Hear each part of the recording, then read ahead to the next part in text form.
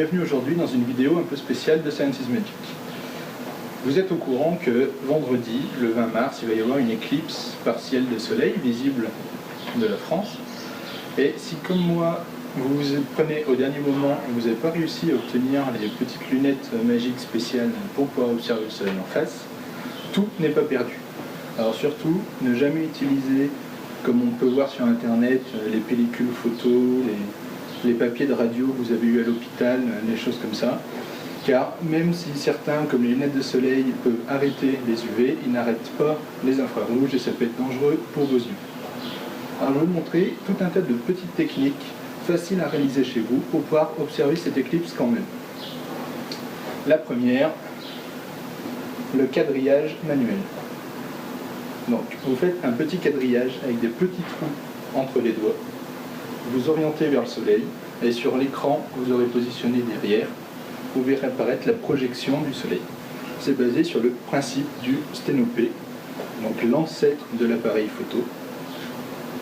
Toutes les techniques qu'on va voir aujourd'hui sont basées sur ce même principe.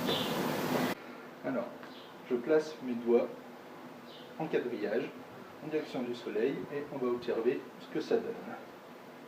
Voilà, alors si on essaye de faire un quadrillage avec la main, pas trop gros, et qu'on l'oriente bien, voilà, dans les petits trous lumineux qui apparaissent, c'est suffisant, on verra apparaître le soleil lors de l'éclipse qui se fera grignoter tout doucement par la lune. La deuxième technique, toujours basée sur le principe du sténopé, nécessite un bout de carton et un tout petit clou. Vous pouvez faire avec un clou, avec une pointe de compas, avec un cure-dent. Le principe du sténopé, on va le voir plus en détail ici, c'est de prendre le carton et de faire un trou. Donc vous voyez, j'en ai déjà fait plusieurs pour tester. Le principe du sténopé va être la diffraction de la lumière. L'image du soleil va arriver par le trou, va être concentrée au niveau du trou et va se diffracter derrière le trou et être projetée. Donc en plaçant un écran derrière, comme pour la main, on va avoir une projection du soleil. Donc ça, c'est pas dangereux pour les yeux, parce qu'on regarde une projection sur un écran et plus le soleil directement. Alors, plus votre clou, plus votre trou aura un faible diamètre, plus l'image sera nette, mais moins elle sera lumineuse, parce que moins il y aura de rayons du soleil qui passeront. Et plus votre trou sera de fort diamètre, plus l'image sera lumineuse, mais moins elle sera nette, elle sera plus floue. L'idéal, c'est de faire un trou de entre 1 et 2 mm de diamètre. Donc on va voir ce que ça donne. Si on approche le carton et qu'on l'oriente correctement, vous voyez le rond représente le soleil. On voit les petits ronds à côté qui du coup sont moins lumineux parce qu'ils sont plus petits. Alors si on veut plus les voir, il faut l'approcher, mais vous ne verrez peut-être pas aussi bien sur la vidéo. Et dans chaque rond, on voit le soleil.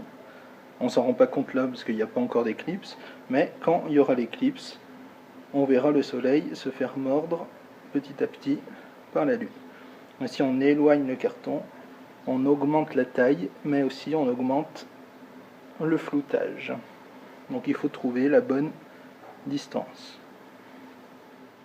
Deuxième technique, si vous n'avez pas de carton, si vous n'avez pas de clou pour trouver la bonne vieille passoire.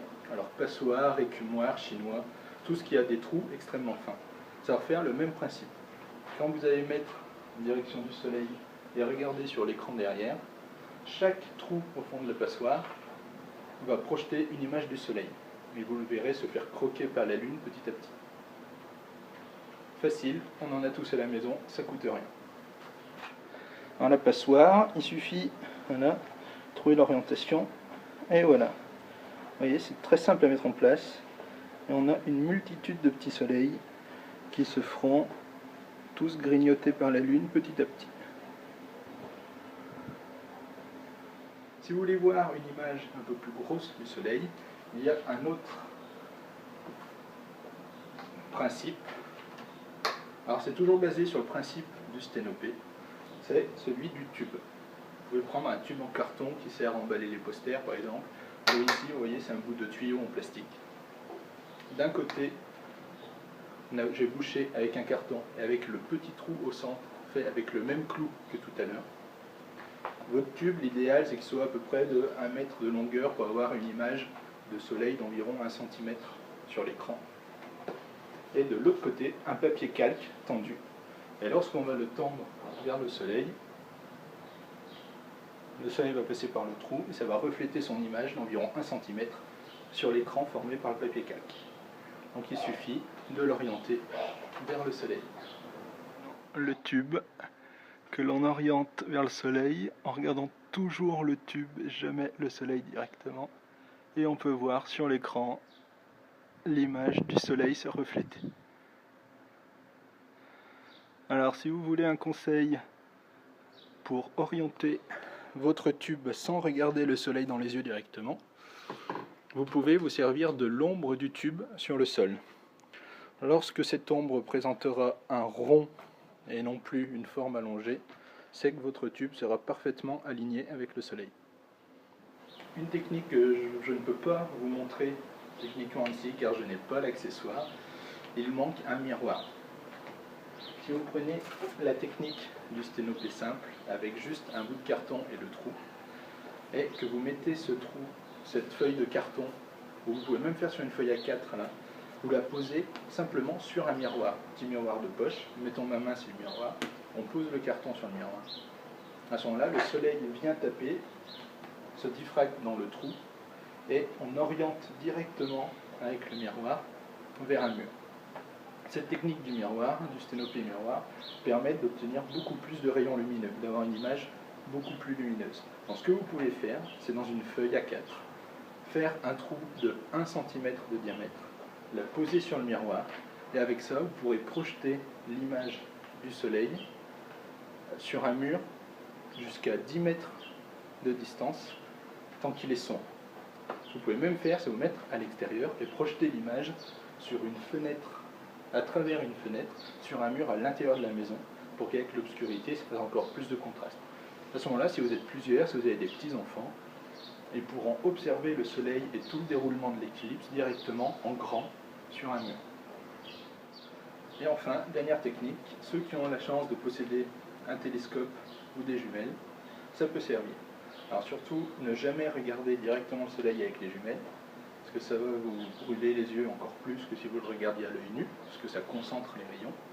Mais comme ça concentre les rayons, on peut s'en servir en orientant vers le soleil, sans regarder dans l'oculaire, et en plaçant l'écran en dessous. Ça va projeter les rayons du soleil, donc ça va projeter l'image du soleil sur l'écran. Et on pourra le voir de manière très nette et très lumineuse. Donc les jumelles qui permettent d'avoir une image assez lumineuse. On trouve la bonne orientation. Voilà, vous voyez. Tac, ça fait 2 gros soleils qui permettront de bien observer l'éclipse. Donc là je tiens un bout de bois pour pouvoir filmer aussi, mais si vous avez un petit support ou vous trouvez le moyen de le caler, histoire que ça ne tremble plus, vous aurez une belle image. Voilà, j'espère que cette petite vidéo vous a plu et que vous pourrez observer l'éclipse ce vendredi. Alors en France, elle commence vers entre 9h10 et 9h27 du matin, suivant l'endroit où vous êtes dans la métropole. Et après, elle durera le temps qu'elle durera, environ 2 heures. Voilà, bonne observation, faites gaffe à vos yeux et amusez-vous. Voilà, merci d'avoir suivi cette vidéo Science is Magic. Profitez bien de l'éclipse et à bientôt pour de nouvelles vidéos.